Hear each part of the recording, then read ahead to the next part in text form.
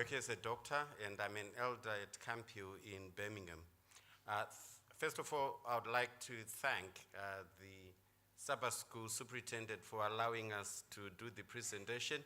I know people will be so prepared for their Sabbath School lesson, and I'll be disappointed, but we just thought, while I'm here, you might make the most of me. So this morning, I thought we'd talk about cardiovascular disease.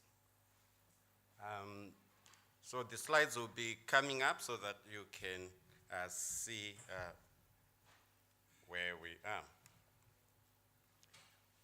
Do I need to control it from here? Oh, okay, great. Okay, so cardiovascular disease. So what is it? That is the first question. So it's a disease involving the heart and the blood vessels.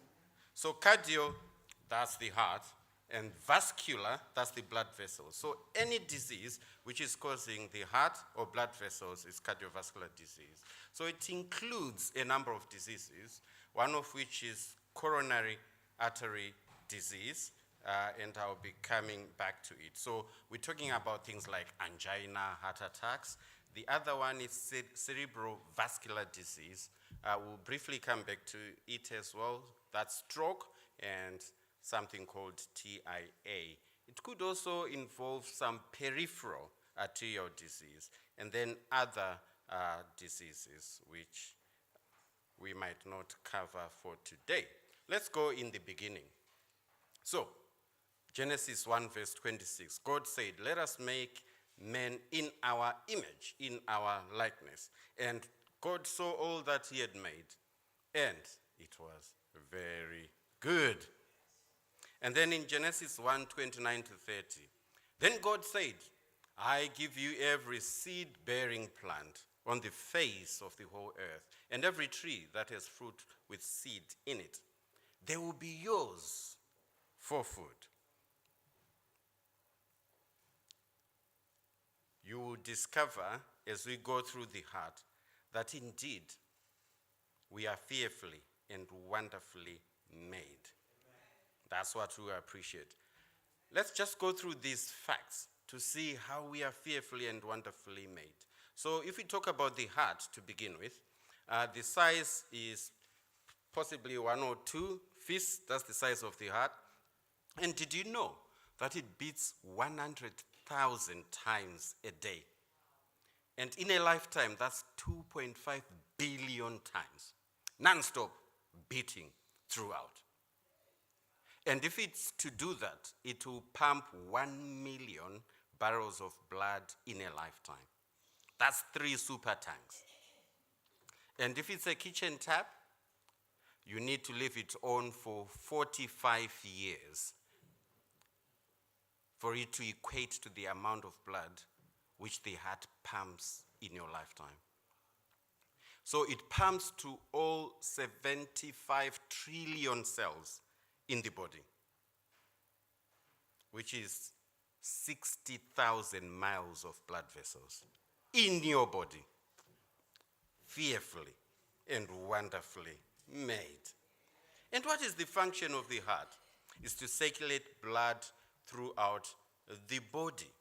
So each cell in the body is alive. And for it to stay alive, it needs oxygen and nutrients. We happy with that? Okay. So it needs oxygen and nutrients to survive. And that is the purpose of the blood, that it's supplying oxygen and nutrients to each cell. And that's the job of the blood vessels. So the blood vessels are coming from the heart, and as the heart pumps, it goes into this big blood vessel or aorta. And then it branches then to all the different organs to supply oxygen and nutrients. Are you happy with that? Now, what's important to remember is that in this system, it's a closed system. So in as much as you'd like to think, oh, if you open my tummy, you'll just see blood in it, not really. It's because you'd have cut some blood vessels. It's a closed system. It comes from the heart, and then it pumps into the blood vessels, goes into these cells, And then once it supplies oxygen and nutrient to the cells, it then flows back to the heart through the veins. So it's a closed system. Are we happy with that? You have to understand that before we can go any further. The second purpose is to remove waste products from our body.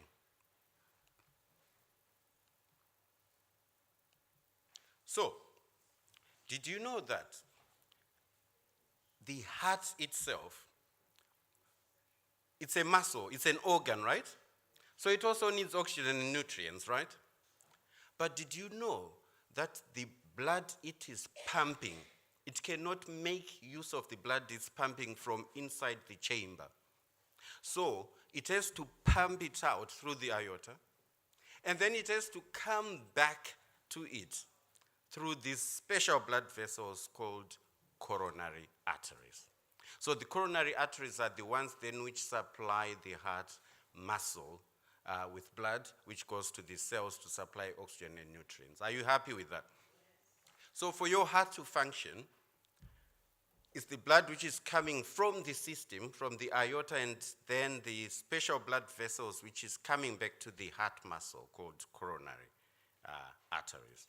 And that's why we talk about coronary artery disease, because the special blood vessels which supply the heart are called coronary arteries. Oops, then sin came. So with sin came cardiovascular disease.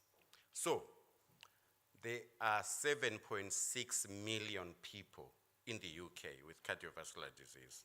It's the second most common cause of death, and that's why I thought we'll talk about it today, and accounts for a quarter of all deaths in the UK, which equates to 175,000 people dying in the year 2022 from cardiovascular disease.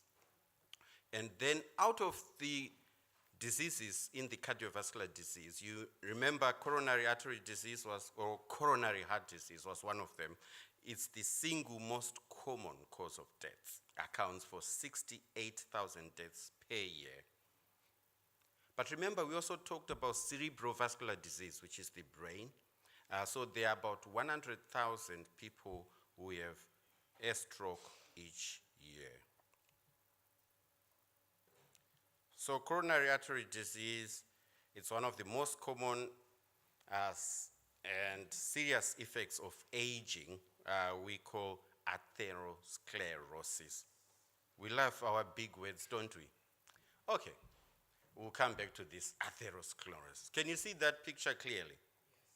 Okay, so imagine we've taken a blood vessel and then we cut it across. So this is the view we are looking at. We've cut the blood vessel, right? And we are viewing it from inside. So if you see the red inside, that's all supposed to be hollow, transporting blood, which is the red thing you can see inside. You understand the picture? And then the green is the wall of the blood vessel. Everyone happy? Remember, I'm not preaching. So, imagine you've got a hose pipe and you cut it across. This is the view we are seeing. The plastic which forms the hose pipe is the green bit. And then inside, where your water flows, is where the blood flows. So when we are born, you can see how nice and smooth the blood vessel is. You appreciate that.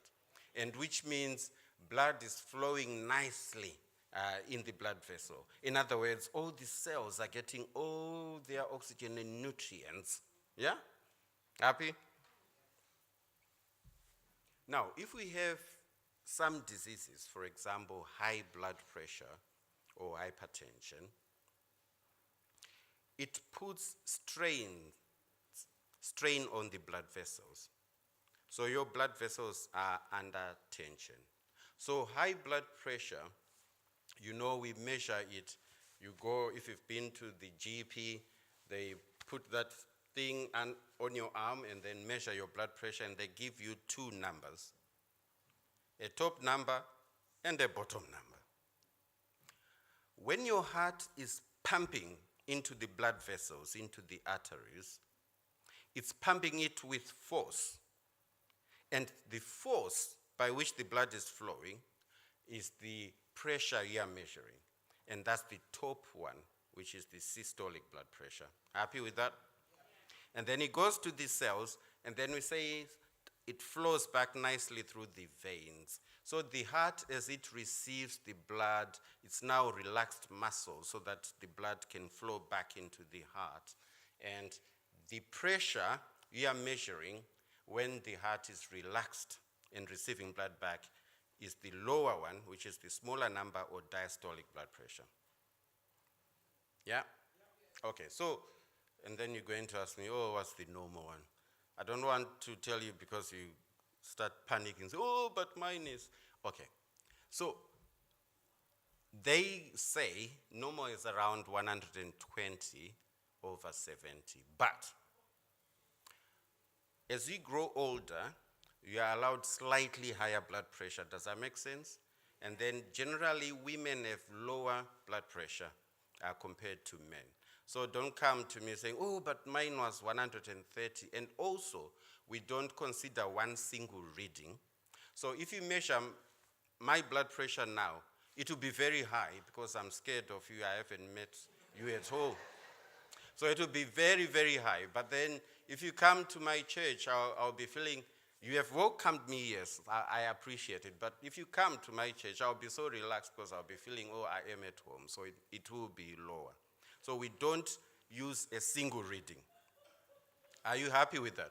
So you've got to go, ideally, they've got to measure it at least 3 times. But nowadays, sometimes what they do is they actually even connect a monitor on you so that it's measured for a period of 24 hours, and then they get an average. So that's high blood pressure. So you can see we now have a layer inside the green. So we've got smaller layers now, smaller room for the blood to flow. Now, if you've got diabetes, so diabetes, it's high blood sugar. We've got 2 types, type 1 and type 2 diabetes. So type 2 diabetes, lifestyle related. Type 1, usually in younger children, and it's not lifestyle related. So type 2 diabetes, lifestyle related, so there are many things you can do to try and change it. So if you do have diabetes and you keep the blood sugars in your target range, so if you talk to your diabetes nurse, they'll tell you, oh, this is our target ranges. It means your blood vessels are protected. But if you do not look after your diabetes and your blood sugars are always high blood sugars become an irritant inside the blood vessel.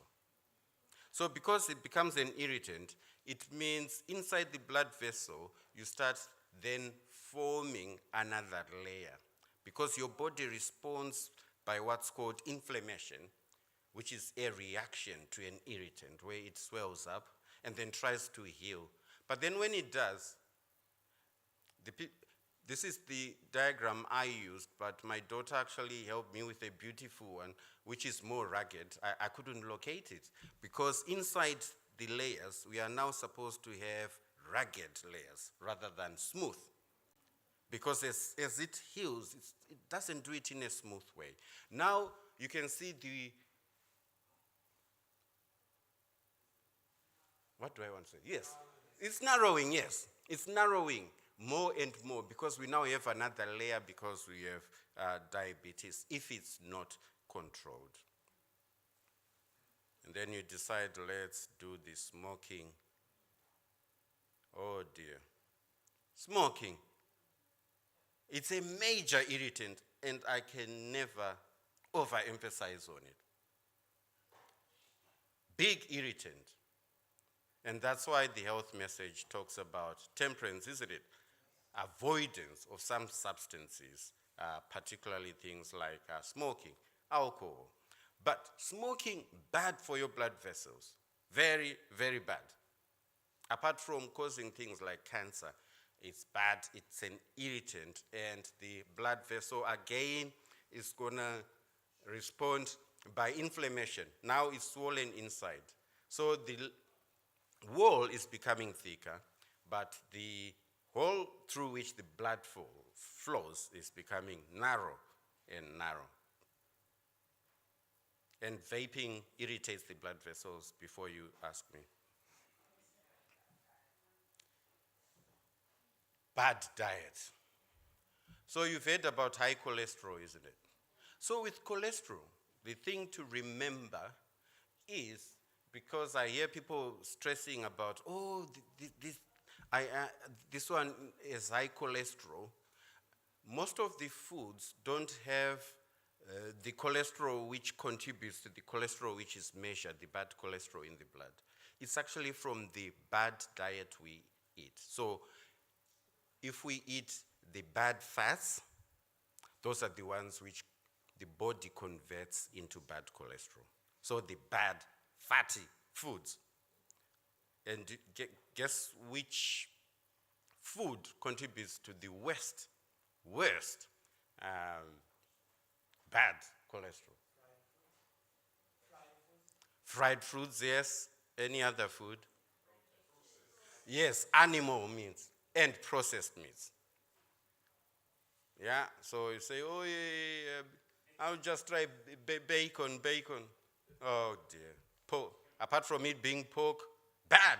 Processed foods, bad. Animal fats, they are not good. They contribute to high cholesterol. Fried fruits, they contribute to high cholesterol. So your body then converts all those fats into cholesterol. And that's how you build up cholesterol. But have you heard we've got good cholesterol and bad cholesterol? Yeah, we do have good cholesterol. So there's good cholesterol because it does a bit of mopping up in the system. It mops up some of the waste substances within the blood vessels. That's the good cholesterol. Whereas the bad cholesterol, it accumulates inside, forming layers. And that's what we call atherosclerosis. When the cholesterol buildup is forming a ragged layer inside the blood vessel. The bad cholesterol is called LDL cholesterol. What did I say? LDL. Yeah, LDL, low density lipoprotein. But just remember LDL cholesterol. The good one is called HDL, or high density cholesterol, high density lipoprotein. The good one is called HDL. Good one, HDL. Bad one, LDL. Now, I can tell that you are like me. My memory is not that sharp. So let me give you a hint. To remember, LDL, which is the bad cholesterol, call them little devils. LD, little devils. Yeah? And then the good one, HDL, heavenly darlings. Yeah, that's the good one. Will you remember that for me? Yeah, so LDL. So when you go to your GP then, and they are talking about your cholesterol, usually they'll give you just the total cholesterol. But should they give you a breakdown, at least you now know that, okay, we're looking out for that LDL. If the HDL is high, that's fine. It's good news. It's the good cholesterol. So bad diet. Inactivity. Oh gosh, another layer. See now, it's getting narrow and narrow. Inactivity. For some reason, I don't know which book Adventists have read, which has told them that,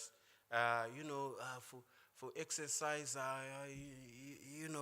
we just have to lie in bed. I'm sure that, as long as we pray, the angels will exercise our muscles overnight. Which book did you read, guys? Are you aware you are supposed to exercise?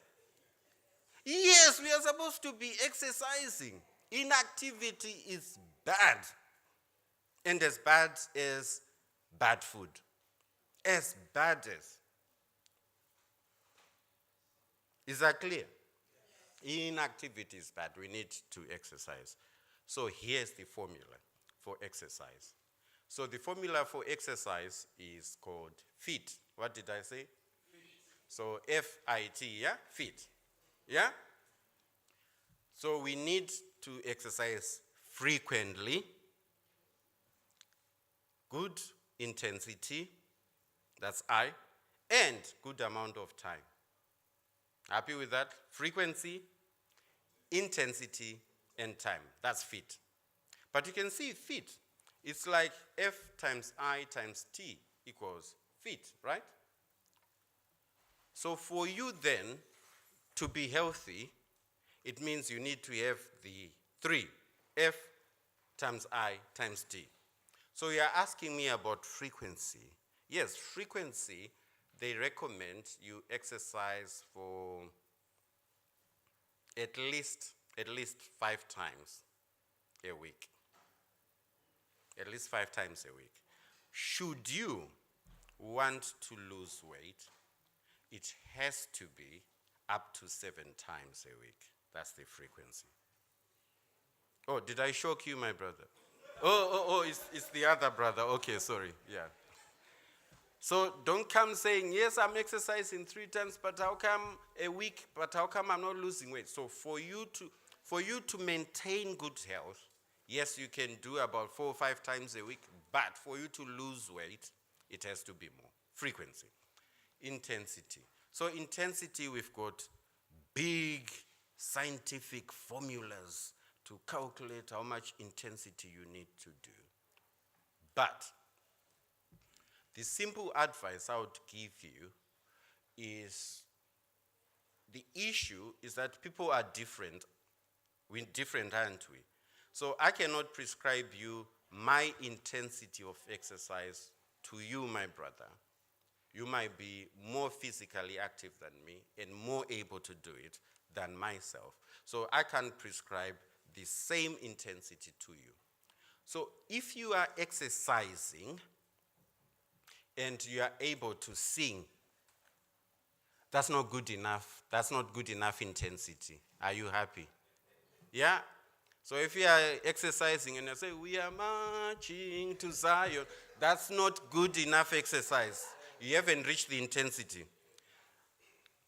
If you are exercising and able to talk in full sentences clearly, that's not enough exercise. If you are exercising and just about saying phrases, yes, I will come to church, yeah, that you are now reaching the amount of intensity for your body. Are you happy with that? Okay. Happy? Okay, so time. Time, it has to be, they recommend at least 30 minutes per session or per day, and you're doing it at least, about 5 times a week. So at least 30 minutes. Should you want that to be healthy, should you want to lose weight, it becomes 1 hour. I'm not trying to discourage you guys. Work with me. I'm trying to encourage you. It has to be more. And it's fine to break it into, for example, 20, 20, 20. They used to say, oh, no, once you start, you've got to complete the 1 hour. But now science has shown that it's fine to break it down into like 20, 20, 20, 30, and 30, or if should you decide to do 1 full hour. So that's the time. Now, if Elder Mgatsa decides that, okay, I heard the health talk today, so tomorrow, what I'm going to do is to run from Ilford to Milton Keynes, because I've heard the message. And then he goes for it on Sunday. For intensity, I think we'll give him full marks, right? Happy? If he manages to reach at all. We'll give him full marks. For time, we'll give him marks, won't we? Because it would have taken him a long time. Now, should Elder Mgatsa decide that, right, I managed to reach Milton Keynes, but that's it for the year. I've done my exercise. Are we going to give him something for frequency? No. So we're going to give him what? 0. Now tell me, what is 0 times 100 times 100? 0. Are we happy with that? So, good exercise frequency, intensity, and good amount of time. Are you happy with that? Okay. So, before we run away from, before we run away from that. Now imagine, how much time have I got now so that I know how quickly I need to go? 5, 10? Okay. Okay, I'm sure they'll guide me. So, do you see our blood vessel now? How many people have used a hose pipe to water the garden or plants or whatever? How many? Oh, okay, right. So, when you're watering the garden, it's connected to your tap, right? And then it flows, goes into the plant. Happy with that? So I'm standing here, and I want the water to flow under pressure, yeah? So that it can water the plants which are further away. What do I do? So ignore those little gadgets we have at the end. What do we do? Thank you. So you squeeze it, don't you? You make it narrow. Is that right? Yeah, you make it narrow. And then it's now flowing under pressure, so it goes under pressure, going to many areas. Now, should I decide to be naughty and then kink it completely, the hose pipe, what's going to happen? It's going to stop, yes, and pressure will build up, and it will burst. Something has got to give in, right? Because the water tap is not going to stop. It's continuous. It's pumping, right? So something has got to give in, and that will be your hose pipe. It's going to burst. Now, what happens in the body? Remember, we've got a closed system. Your heart is like the water tap, continuously pumping. It doesn't matter what you're doing. Because if it stops pumping, you're dead. You know that. Okay, so continuously pumping. And it doesn't matter what's happening in the blood vessels. They are getting narrow, so it now has got to pump harder and harder, right?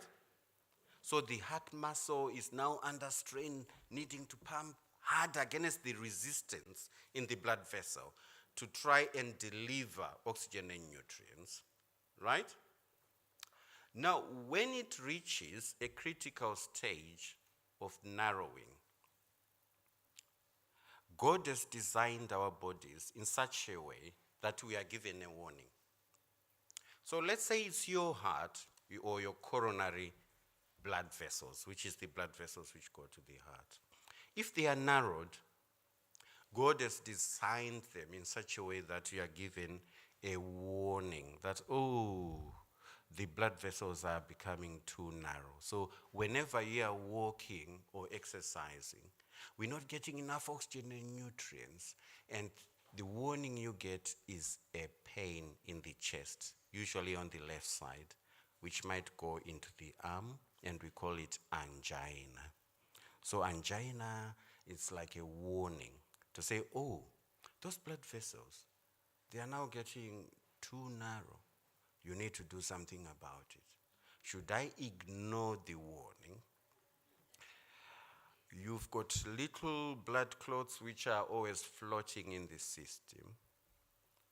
Normally, they just go through the nice big blood vessel, but now it's too narrow that some of the blood clots get stuck and clog those blood vessels, like you have completely kinked the hose pipe. Something has got to give in. That's when the coronary blood vessel might pop, and we call it a heart attack. So, God is good all the time, right? All the time, God is good. Because if we had one blood vessel which went to the heart, you'll be dead all of you, straight away, boom. But the beauty of it is the coronary blood vessels, they divide into different branches. So that particular branch which is clogged is the one which will be affected by a heart attack. Are we together? Yeah, when you say you've had a heart attack. So heart attack then becomes now crushing type of chest pain, which goes into the arm sometimes with sweating, sometimes you can even collapse. And unfortunately, sometimes it can kill you if it's one of the bigger coronary blood vessels. Oh, if I scared you? Yeah, okay. If I've scared you, yeah, it means you might need to do something about your health habits then. Let's go to the brain. Cerebrovascular disease. So same principle. The blood vessels, if they are narrow, you'll be given a warning by the brain. And the warning will be like, for example, I feel weakness in this arm. Oh, I can't hold the pen anymore. What's happening? Oh, this side is becoming numb. One side is, what's happening? And then within like 30 minutes, an hour, oh, it's gone. It's back to normal. That's called a transient ischemic attack, or TIA, which is a warning that the blood vessels going to the brain are too narrow. Should I decide to ignore that warning? The same principle which we apply to the heart applies to the brain. That blood vessel may clog, and then you get a full stroke. So a stroke will be weakness then on one side, which is not going to go away within few hours like a TIA. A TIA is just a warning. It usually disappears within 24 hours. If the blood vessels are on the legs, so the legs, that's peripheral. We talked about peripheral artery disease. So if you go walking, and then after a certain distance, you get, this sharp pain in the calf. And then you've got to stop. And when you stop, it goes away. Then after a rest, I can walk. But then you discover, what's happening? After I walk 100 meters or 100 yards each time, I'm getting exactly 100 yards. I'm getting that pain again, sharp. And then I've got to stop. That pain is called intermittent claudication, but never mind about the name. But it just means the blood vessels going to the leg are narrow. But don't come to me saying, because you haven't exercised for 10 years, and then you say, maybe that's the intermittent claudication. No, it isn't. It's just that you are not fit. It's your muscles. So this pain, typically, it happens after a certain distance, goes away when you rest, and then comes back after exactly about the same distance. Happy? Okay. Right, let me try and quickly round up. So what I decided to do, the next slides I'm just gonna go quick because I know you guys know your health message very well. So this is what we were just talking about. But let's talk now about the risk factors. So this is what we've been talking about. Any condition which will predispose you to getting the disease, we call it a risk factor. There are things which we cannot change or uncontrollable, but there are things which we can control.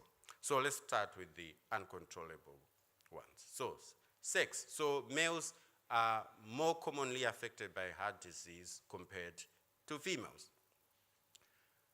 Even if you decide to change your sex from male to female, the risk is the same.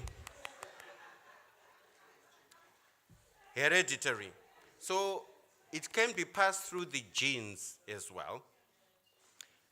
And then race. If you are black or Asian, you are more at risk of heart disease. More so because we are more prone to get things like hypertension and diabetes. And then age, again, as we grow older, we are at more risk. Even if we have plastic surgery to look younger, it won't change unless they're doing the plastic surgery to the coronary heart vessels. The controllable ones. So you need to control your high blood pressure. You need to reduce cholesterol by reducing the bad. Do not smoke. Exercise regularly. Maintain good weight. Diabetes, should you have diabetes, make sure it is kept under control, and make sure you are not under stress or anger. The British Heart Association prevention guidelines. They say, get regular medical checkups, control your blood pressure, check your cholesterol, do not smoke, exercise regularly, maintain a healthy weight, eat a heart-healthy diet, and manage your stress. Do you see that this is a photocopy of the health message? Do you agree? It's a photocopy. They are copying us. Did you know that? Or shall we say they are copying the Bible? They don't want to refer to it, but it's there in the Bible. This is the guideline. Beloved, I wish above all things that thou mayest prosper and be in health, even as thy soul prospereth. May God bless you.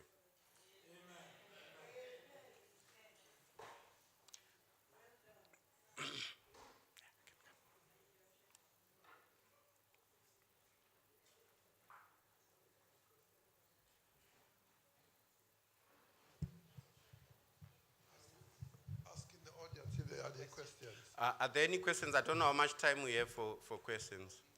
Hopefully no time for questions. No time? No, I'm joking. No, I believe this. Oh, okay. Also, so my sister is asking, what is the best form of exercise? So any exercise is good. I cannot prescribe a specific exercise for an individual. First of all, exercise is not supposed to be a punishment. It's not supposed to be something you dislike. So you try and find something you like and pursue it. But I'll also go on to say, if you haven't exercised for a long time, even walking itself, it helps. It's a form of exercise. In fact, the studies they've done is that the more you walk, the less chances you have of getting diabetes. And also it's related to the pace at which you walk. So the quicker you walk, the lesser chances again of getting diabetes. The aerobic exercises, obviously, they are holistic because they are, involving all the muscles. So we're talking about the running, the swimming, cycling. So obviously, yes, those are good. But I must say, yes, just find something you enjoy doing.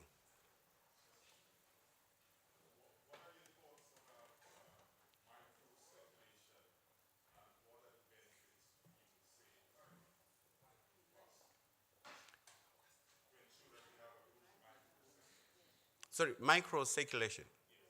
Can you elaborate on it, please?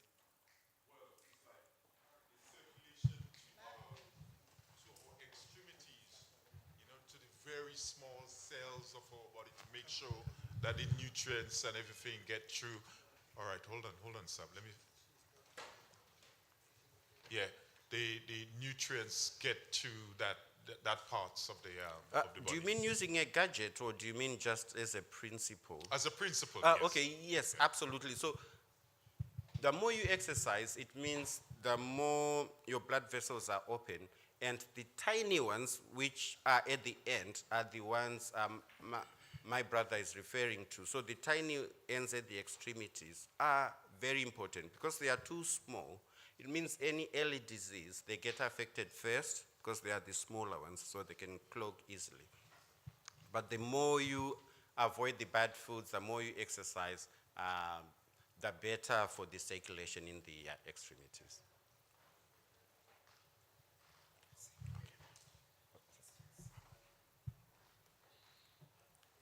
No more questions. Okay. God bless you. There shouldn't be any questions. I'm sorry, because of time, we cannot have any more questions. Church, what do you say? Amen. It was a very, very interesting topic. And I was sitting there and I was listening and I was thinking, in the book it says, look for the waymarks. But he was giving us the waymarks. He told you if you got a pain in the left, what to expect, the pain in the right, what to expect, and also the pain in your legs. So I hope we're going to take that as waymarks for us, healthy waymarks. To continue our program, we will now do the offering, please. Sabbath school offering. And can we just sing a rousing song because we've been sitting, exercise, in movement.